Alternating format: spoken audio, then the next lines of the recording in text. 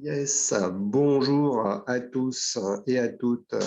Vivre avec le soleil, je m'appelle Pierre Césarini, je dirige les deux associations que vous voyez à l'image, Passerelle.info et Sécurité Solaire, deux associations françaises. Et Philippe, malheureusement, Philippe Martin d'Environnement et Changement Climatique Canada n'a pas pu nous rejoindre à l'heure, mais il est de tout cœur avec vous, soyez-en sûrs.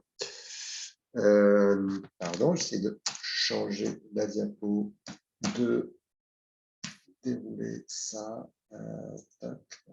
Voilà. Donc, le petit quiz, je vais vous l'éviter, pardon pour ça, donc ne regardez rien. Quelques mots sur l'association Passerelle. Elle travaille sur l'éducation et le développement durable dans sa complexité et toutes ses interconnexions entre environnement économique, social, culturel, ce qui explique qu'on travaille aussi sur des questions de santé. Pour Bible, l'association a la charte d'Ottawa que vous connaissez évidemment par cœur et les 17 objectifs du développement durable que vous connaissez encore mieux. Les guides de l'association Passerelle, on va surtout parler du premier, vous l'avez compris, Vivre avec le soleil, mais vous voyez qu'il y en a d'autres.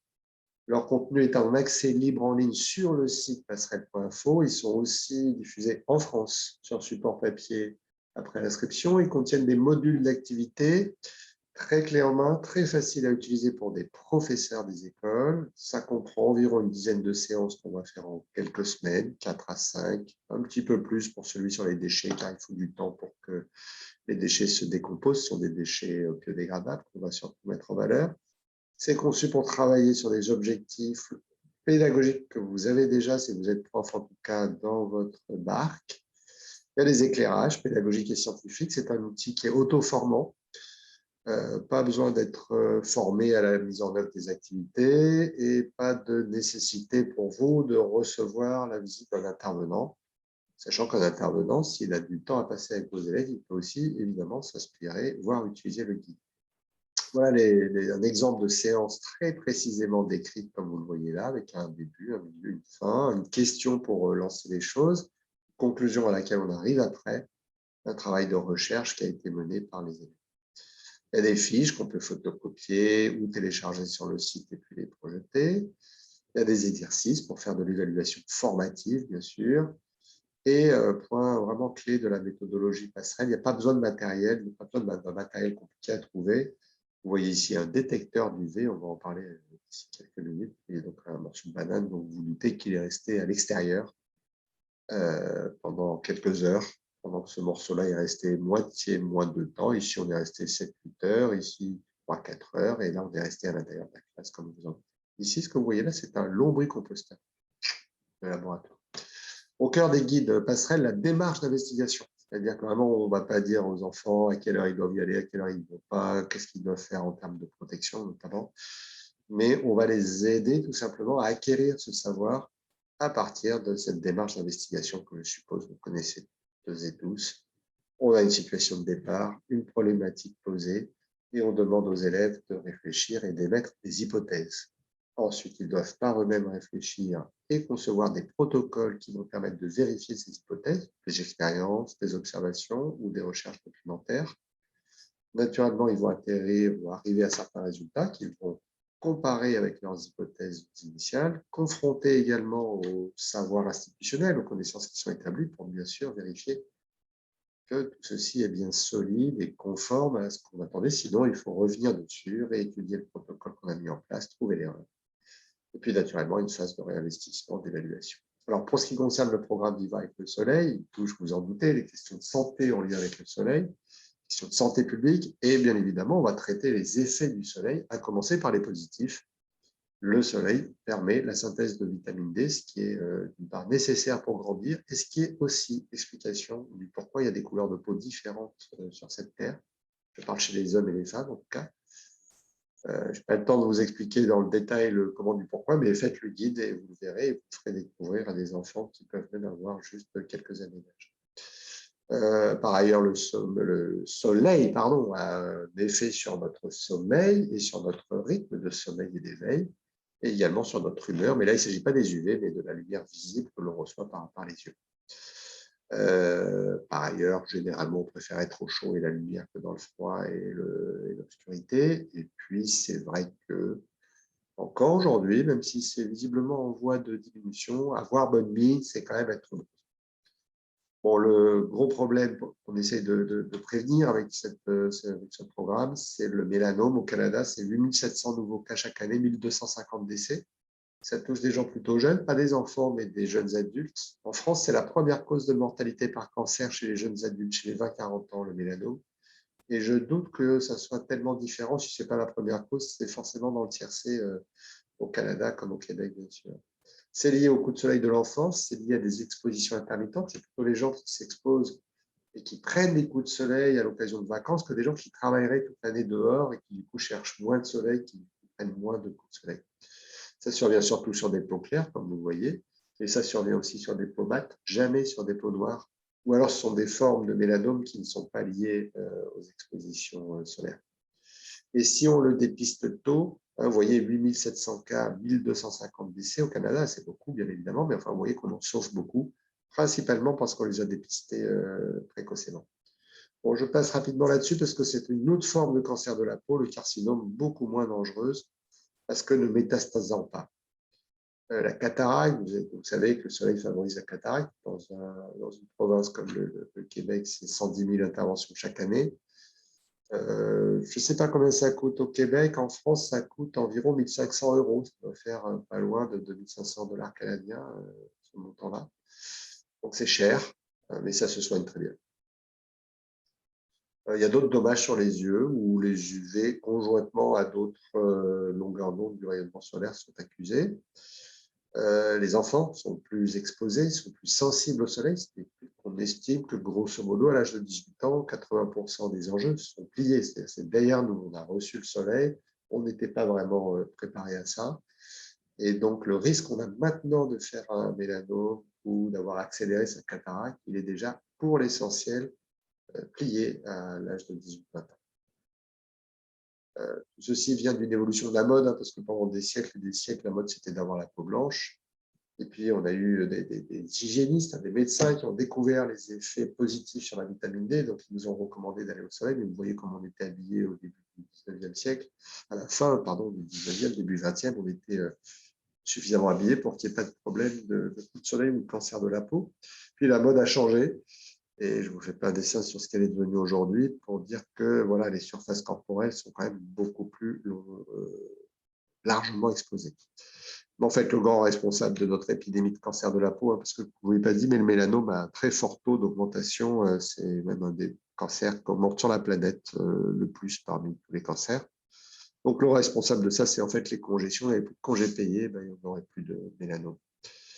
Et puis, naturellement, le progrès, le fait de pouvoir prendre des avions, prendre la voiture pour aller à la plage, tout ça favorise l'exposition au soleil. Et puis, tout ça a fait que, finalement, la mode du bronzage s'est imposée. C'est bien à l'origine, quelque part, de l'épidémie de mélanome que nous avons. Les cabines de bronzage, on vous les déconseille plus que fortement, comme vous en doutez.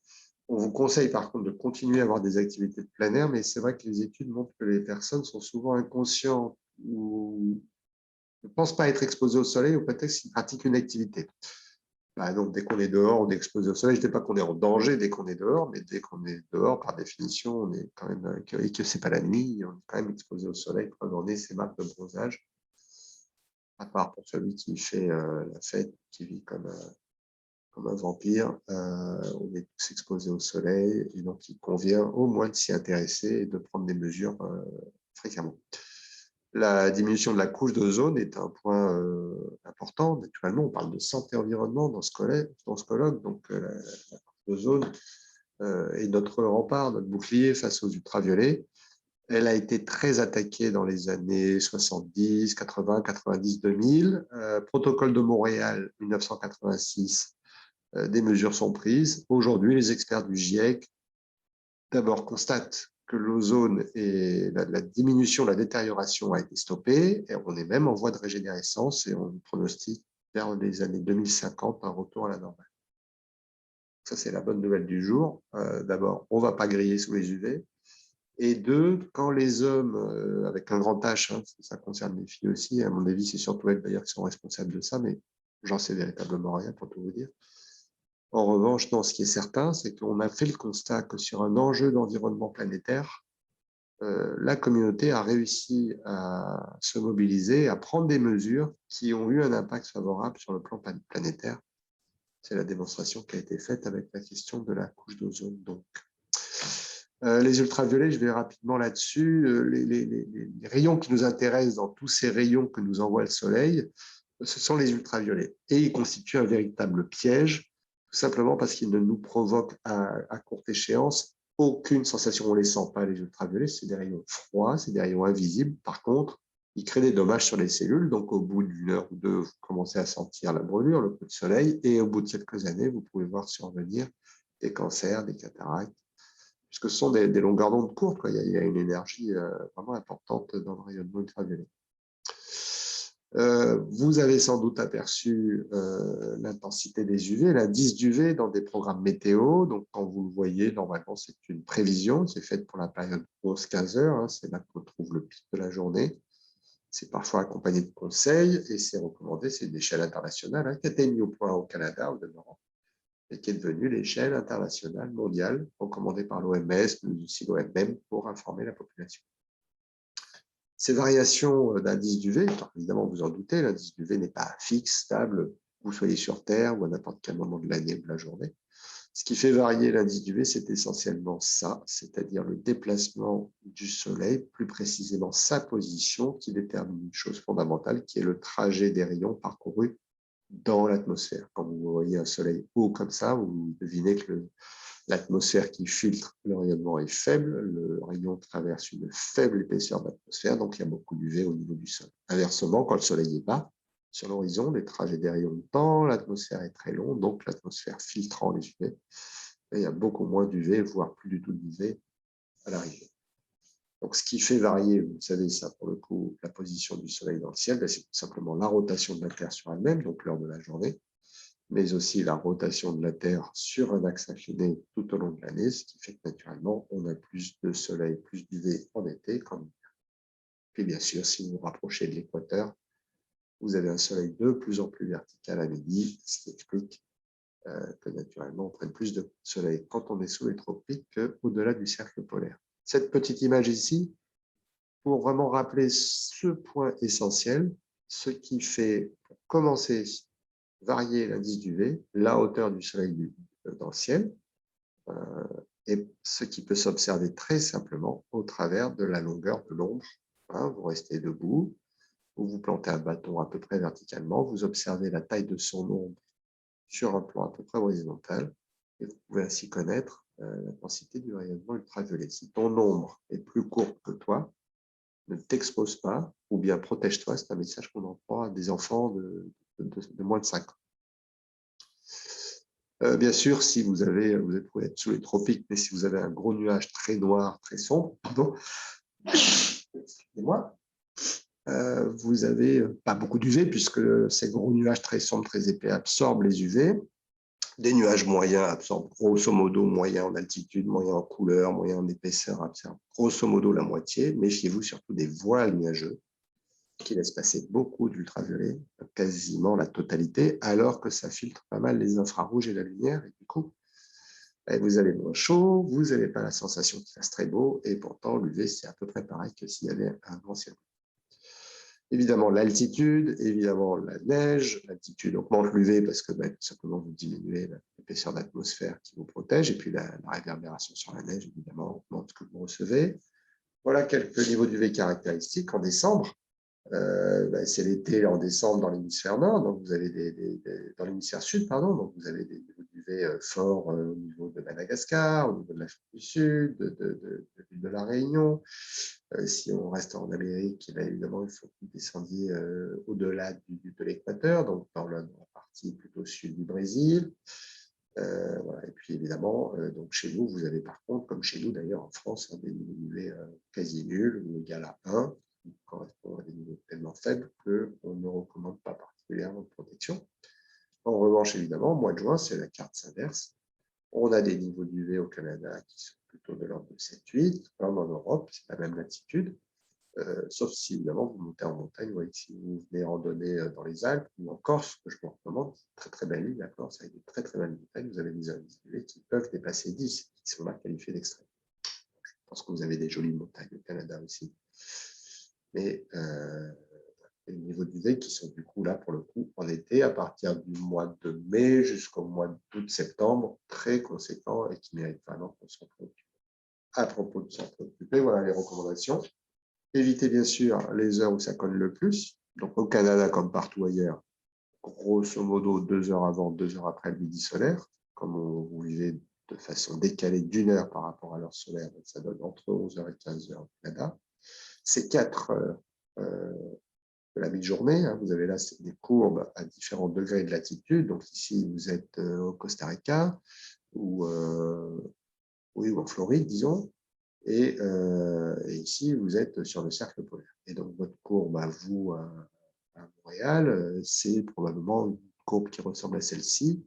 Et vous voyez à quel point elle pique à midi, en heure solaire, et à quel point c'est 4 heures, là, entre 10 et 14 heures, heure solaire, entre 11 et 15 heures à votre montre, et à quel point ça pèse dans la totalité de l'UV que vous recevez dans la journée. En l'occurrence, ça pèse plus de la moitié. Donc, le conseil, on évite d'y aller quand les ombres sont courtes. Deuxième conseil, on cherche l'ombre. L'ombre d'un arbre, d'un parasol, ce que vous voulez, rester à l'ombre, c'est toujours déjà une bonne première protection. Bien sûr, vous portez des vêtements plutôt amples, plutôt clairs, pour être confortable au soleil si jamais il fait un peu chaud, couvrant bien évidemment. Hein. N'oubliez pas que là où le t-shirt ne couvre pas, il ne peut pas vous protéger. Vous portez des lunettes de protection marquées UV protection ou UV 400 et qui vont vous protéger correctement, surtout si elles sont de forme enveloppante. Et puis, vous appliquerez de la crème, une crème là où le t-shirt ne couvre pas. Hein, vous ne remplacez pas le t-shirt par de la crème, vous appliquez la crème là où les vêtements ne couvrent pas, c'est vraiment important. Car si vous utilisez la crème à la place du t-shirt, vous rentrez dans la catégorie des personnes qui, quelque part, sont plus à risque de faire des mélanomes que ceux qui n'utilisent pas de crème. Je m'explique, quand la crème est utilisée comme un pouce au crime pour s'exposer plus longtemps ou pour limiter l'utilisation de vraies protections vraiment physiques, vraiment efficaces comme le t-shirt, chez ces individus-là, beaucoup d'études montrent que le risque de faire un mélanome est plus élevé que chez ceux qui se protègent correctement ou tout simplement n'utilisent pas de crème. Voilà les activités qu'on vous propose de mettre en place pour des enfants qui ont entre 3 et 8 ans ou pour un deuxième module d'activité. On va créer 2 modules d'activité de 9 à 12. Vous voyez que la structuration est identique dans les 2 cas. On va d'abord parler de santé, hein, on va partir de l'homme, hein, on a la femme, bien sûr, de ses effets du soleil sur la santé. On va travailler ensuite à étudier le soleil avant d'aborder les questions de protection. Donc voilà, grosso modo, le parcours est sensiblement parallèle, mais effectivement, les techniques vont être différentes. Ici, on travaille avec un imagier pour les petits. Ici, on a aussi un imagier, mais on interroge surtout les élèves sur connaissez-vous les effets. On les invite à en parler chez eux, en famille, à y réfléchir, et puis on va classer en fonction des informations que les élèves ramènent de la classe. Donc, c'est un travail aussi qui mobilise les familles. On va s'interroger sur qu'est-ce qui se passe quand on reste longtemps au soleil. Et vous voyez que là, ici, on va pouvoir non pas brûler un des élèves pour montrer à quel point c'est dangereux de rester longtemps dans la cour, mais on va utiliser une banane si les élèves sont petits. En tout cas, franchement, ça marche très, très bien. L'inconvénient, c'est que vous voyez, il faut qu'on reste longtemps dehors. Enfin, on n'est pas obligé d'y rester soi-même. Hein, enfin, on est obligé de laisser ces morceaux de banane exposés au soleil longtemps. Du coup, on fournit, et je vous dirai à la fin de cette présentation comment vous devriez pouvoir en bénéficier également, un papier qui est réactif aux UV et qui réagit beaucoup plus vite que la banane, puisqu'il s'agit de quelques minutes. Vous le voyez, j'espère, en dessous, c'est une vingtaine de minutes dont on a besoin pour avoir un bleu déjà bien marqué avec ce papier qui, vous le voyez ici, a une réaction de bleuissement jusqu'à saturation. Donc, ce papier, vous enlevez la pellicule protectrice, il est blanc comme ici, il va bleuir petit à petit, et ça va nous servir à montrer toute une série de choses et à faire toute une série d'expériences au cours de ce module d'activité. travaille sur les couleurs de peau. Les élèves se dessinent les uns les autres, s'interrogent les uns les autres. Est-ce que tu prends des coups de soleil pour s'apercevoir que les réponses à cette question, est-ce que tu prends du coup de soleil, sont homogènes dans chacun des groupes, hein, les élèves qui ont la peau très noire répondent non, on ne prend pas de coup de soleil, ou alors c'est très léger, et ceux qui ont la peau blanche répondent mais oui, on prend des coups de soleil, ça fait mal. Les plus petits font sensiblement le même travail, je ne vais pas sur les détails. Le guide est très, très, très explicatif, donc vous préférerez, au guide. Il y a une séance sur les origines de couleur de peau, je passe là-dessus. Une séance, donc ensuite, pour observer, commencer à qualifier les situations à risque de celles qui ne le sont pas. Donc, tout un travail autour des ombres qui est mené avec les petits. Un travail qui compare, qui vise à comparer la taille des ombres avec le niveau de bleuissement qu'on obtient pour un temps d'exposition égal. Donc, ça, c'est vraiment un travail très scientifique et très instructif. Vous voyez que les gens vont même mesurer au centimètre près la taille de leurs ombres. Et donc, observer, par exemple, ici, on est en heure française. Hein, en France, en été, on vit avec 2 heures de décalage par rapport au midi solaire. Donc, c'est à 2 heures qu'on a le plus fort bleuissement à temps d'exposition égale. Et on voit que de part et d'autre du midi solaire, on a une ombre qui est vraiment très proche, très voisine en termes de longueur. Et c'est naturellement à midi heure solaire qu'elle est au plus court. Et par contre, le matin, on a un bleuissement nettement moindre. Hein. Toutes les autres conditions étaient évidemment figées. Hein. Il n'y a que le paramètre de l'heure qui a changé. Et donc, on peut bien imputer à la taille de l'ombre d'une part et au niveau de bleuissement d'autre part la variation de variablement sur la l'intensité des UV.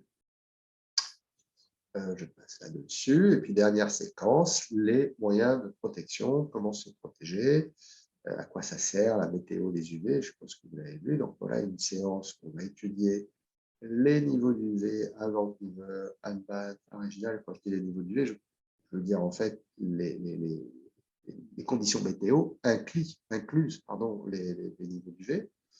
Donc, typiquement, on va demander aux élèves de comparer les villes, une après l'autre, enfin 2 par 2 plutôt, Thunder Bay et Halifax, par exemple. Qu'est-ce qui change? Quel est l'effet sur l'index UV, sur l'indice UV? Et voilà les réponses. Hein. Si on compare Thunder Bay et Halifax, il y a un voile nuageux à Halifax. Ici, tout est pareil, sauf qu'il y a un petit voile nuageux, un petit nuage ici qu'il n'y a pas à Thunder Bay. Le niveau du V, c'est le même, le vent, c'est le même, la température, c'est la même. Or, ici, il y a un petit nuage, alors que là, il y en a pas. Donc, la conclusion qu'on va tirer, c'est naturellement que le petit nuage n'a pas d'effet sur l'index UV.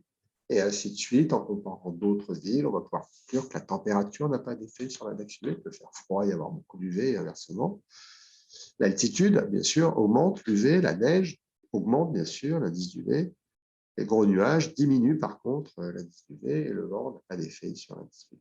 Et vous voyez ici la conclusion générale, les pièges de l'environnement peuvent tromper nos sens, on peut attraper des coups de soleil, même si l'on a froid, même s'il y a un voile nuageux, de plus certains facteurs comme la réverbération augmentent. Sur la protection, là vous voyez, c'est très simple, on utilise notre papier UV là, et puis on met de la crème dessus, ou un t-shirt dessus, ou sous une paire de lunettes, ou sous une casquette, et puis on voit si ça protège mieux qu'un témoin qui est posé en plein soleil. C'est pour les petits, pour les grands, les manips qu'on peut faire sont quasiment infinies. On peut tester différents types de tissus, différents types de crèmes. Si on fige la quantité de crème qu'on met sur les pastilles, ce qui se fait assez simplement, vous voyez, avec un pochoir comme ça. On peut tester différentes quantités d'une même crème, différentes marques d'une crème qui présente le même indice. Enfin bref, il y a vraiment pléthore de choses à faire, tester différentes lunettes, différents ombragements.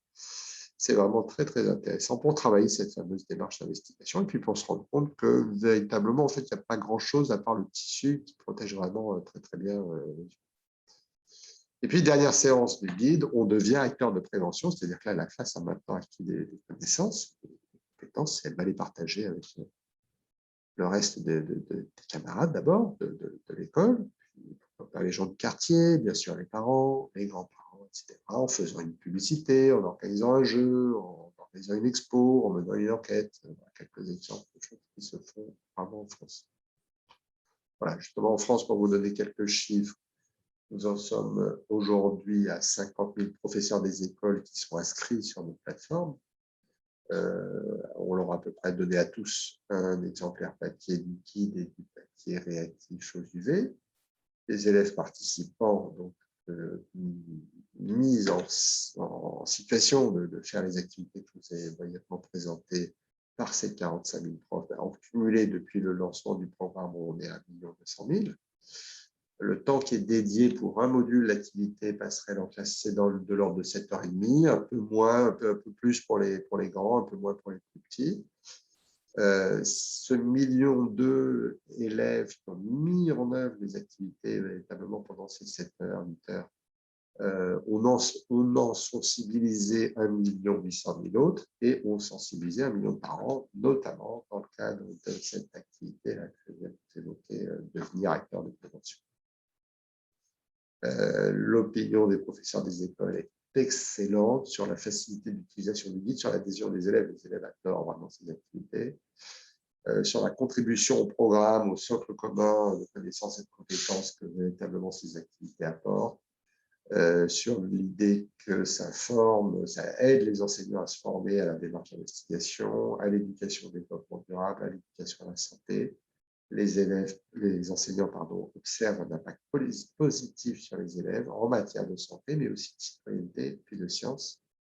En France, ils sont à peu près entre 60 et 90% à bien informer les familles et les parents avant même de se lancer dans la réalisation des activités. Parce que notamment, à un moment donné, les enseignants vont demander aux parents de fournir aux élèves, en fait, ils vont demander aux élèves de ramener de chez eux des choses qui servent à se protéger du soleil. Donc, ça va permettre déjà de faire passer ce message-là aux parents. On est en train de travailler sur le sujet. Et puis, c'est très instructif de voir ce que en définitive, les élèves ramènent. La plupart ramènent de la crème et de la crème. Ça permet déjà de voir et de faire passer un message que la crème solaire toute seule, ça ne suffit pas. Donc, clairement, la panoplie, chapeau, lunettes, t-shirt et crème. On ne pas avec l'oliva non plus. Voilà. On met en œuvre, qui mettent en œuvre l'activité prévention. La dernière séance, il faut bien le dire, est un projet dans le projet. Ça prend quelques heures. Là, on a passé 7 heures, 7-8 heures d'activité scientifique sur les 10 séances possibles, grosso modo. Monter le projet de prévention, faire un petit concours d'affiches, c'est encore moins de 3 heures à dédier au projet. Donc, ce n'est pas forcément fait systématiquement, mais ce n'est pas plus grave que ça. Même si c'est plus souhaitable. Pour conclure sur la partie française, je dois vous dire qu'on a été menée une enquête qui a comparé 2 bras d'une étude où il y avait 700 élèves, plus de 700 élèves témoins et 750 élèves bénéficiaires avec des questionnaires qui ont été adressés avant la mise en œuvre des activités, après, au mois de septembre, au mois de mai. Donc là, on est 1 an après. La conclusion de ça, c'est que les élèves qui ont bénéficié du programme, je précise avec des enseignants, ne bénéficient pas de formation, sont grosso modo représentatifs du corps enseignant français, à qui on remet simplement le guide, sans autre forme de formation, eh bien, leurs élèves, y compris 1 an après avoir mené les activités, ont un niveau de connaissance meilleur, notamment la petite règle de l'ombre que je vous ai exposée tout à l'heure. Sur les protections, ils sont beaucoup plus convaincus qu'une bonne protection, c'est chapeau, lunettes, t-shirt, crème, alors que nous, notre groupe témoin parle de crème et encore de crème. Et puis même dans le comportement des élèves, on voit bien, ils portent plus de t-shirts, ils sont plus à la recherche. Donc, voilà, ça c'était pour la partie française, normalement. Je voudrais vous parler rapidement, pour conclure, de l'adaptation qui est en cours pour le Canada, qui se fait grâce beaucoup, et je le remercie, même s'il n'est pas là, à Philippe Martin d'Environnement et Changement Climatique Canada, avec le partenariat de la Société canadienne du cancer. Ça s'appelle au Canada Soleil sans souci. Vous avez un site internet sunsense.ca qui est la plateforme d'accueil. C'est un programme très complet de sensibilisation à la protection solaire. Ça a été donc conçu par la Société canadienne du cancer. L'objectif, c'est réduire évidemment l'incidence du mélanome. Il a pour objet d'aider les écoles à sensibiliser les jeunes enfants sur ces risques et d'expliquer les effets aussi positifs de la vie au plein air. En plein air. Les écoles reçoivent des ressources gratuites, elles accumulent des points, une espèce de jeu à mener qui va permettre à l'école d'acquérir des points et de recevoir des certifications Soleil sans souci par la Société canadienne du cancer. Pardon. Il y aura donc des ressources disponibles. En s'inscrivant au programme SunSense ou Soleil sans souci, les écoles vont obtenir un accès à cette variété de ressources, inclus le guide que je viens de vous présenter, inclus aussi le papier UV. Vous recevrez un code probablement, là je n'ai pas tous les détails encore, parce que ça ne sera ouvert qu'au printemps prochain. Pas besoin de s'y prendre tellement avant. Vous avez compris que vous avez des niveaux d'UV qui, là pour le coup, ne méritent pas qu'on s'en préoccupe depuis maintenant, depuis même un mois ou deux, enfin depuis un mois disons, et jusqu'au mois de février-mars. Et donc, vous aurez des conditions à remplir, entre guillemets, pour bénéficier de l'envoi du fichier du guide PDF, que vous pourrez du coup imprimer ou utiliser en version numérique, on vous recommande plutôt, et du papier réactif aux UV pour vous permettre de faire les manips que je vous ai montré, avec plus d'autres outils que vous aurez la chance de pouvoir obtenir en vous inscrivant sur le site Soleil sans souci ou sunsense.ca. Avec Philippe, on tient à vous remercier beaucoup de votre attention, de votre future participation. N'hésitez pas à lui écrire, n'hésitez pas à m'écrire à moi non plus. Et pour tout vous dire, j'ai un rêve, c'est qu'il y ait beaucoup de classes, ou même pas beaucoup, mais peu importe, la qualité faisant souvent mieux que la quantité. Bref, que vous utilisiez ces ressources et qu'avec vos élèves, vous nous contactiez de sorte qu'on vous mette en relation avec des élèves qui pratiquent, qui utilisent le guide et qui le mettent en œuvre. En France, à peu près 4000 classes, quand on n'a pas d'épidémie de Covid et que les écoles ne ferment pas, on a à peu près chaque année 4000 classes qui, en France, font le programme Vivre avec le soleil. Et donc, ce sera facile pour nous d'en trouver quelques-unes qui seront intéressées par collaborer avec vous, comparer les mesures notamment avec le papier UV, mais pourquoi pas échanger sur des sujets connexes, comment vous avez l'habitude, vous, de vous comporter au soleil, etc. Ça peut être très enrichissant de coopérer de part et d'autre de l'Atlantique. Je vous remercie une nouvelle fois de votre attention. Une nouvelle fois, n'hésitez pas à nous écrire, à Philippe comme à moi. Très bon hiver, et puis on espère printemps si vous parcourez cette vidéo, printemps, et une nouvelle fois, merci encore de votre attention.